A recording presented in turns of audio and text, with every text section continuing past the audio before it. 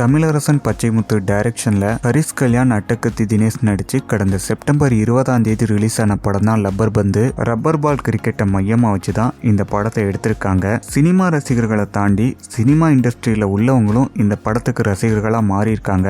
அந்த அளவுக்கு இந்த படத்துக்கு ஒரு மிகப்பெரிய வரவேற்பு கிடைச்சிருக்கு. அட்டகத்தி தினேஷ்க்கு இந்த படம் ஒரு பெரிய கம்பேக்கை கொடுத்திருக்கு. தினேஷ் பாத்தீங்கன்னா கெத்து அப்படிங்கிற கேரக்டர்ல சூப்பரா நடிச்சிருந்தாரு. அட்டகத்தி தினேஷ் அப்படிங்கிற நேம இனிமேல் கெத்து தினேஷ் அப்படின்னு தான் சொல்ல போறாங்க. அந்த அளவுக்கு இவரோட கேரக்டர் எல்லார் மனசுலயும் ஆழமா பதிஞ்சிருக்கு. படத்தோட சக்சஸ்னால ஹரிஸ் கல்யாண் டைரக்டருக்கு கோல்டு செயினை கிஃப்டா கொடுத்திருக்காரு. இப்ப அப்டேட் என்னன்னா, டைரக்டர் தமிழரசன் பச்சைமுத்து தனுஷை மீட் பண்ணி ஒரு கதை சொல்லியிருக்காரு. தனுஷும் பாத்தீங்கன்னா அந்த கதையை நாம பண்ணலாம், ஆனா டிலே ஆகும் அப்படிங்கிற மாதிரி சொல்லியிருக்காரு. குபேரா, நிலவுக்கு என்மேல் என்னடி கோபம், இட்லி கடை, டெரா இஸ்க் மெயின், இளையராஜா பயோபிக் அப்படின்னு நிறைய படங்களை வச்சிருக்காரு. அப்படிங்கறதுனால தான் இந்த பதில சொல்லியிருக்காரு.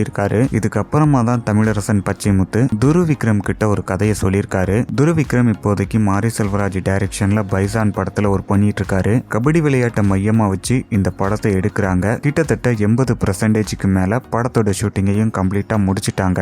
பைசான் படம் ஃபுல்லா முடிஞ்சதுக்கு அப்புறமா தமிழரசன் பச்சைமுத்து டைரக்ஷன்ல துரு விக்ரம் நடிப்பாருன்னு சொல்லி நியூஸ் மீடியால அப்டேட் பண்ணிருக்காங்க. ஆனா அபிஷியலா இன்னும் கன்ஃபார்ம் ஆகல. சோ இந்த படம் கன்ஃபார்ம் ஆகுமா அப்படிங்கறத பொறுத்து இருந்து பார்க்கலாம்.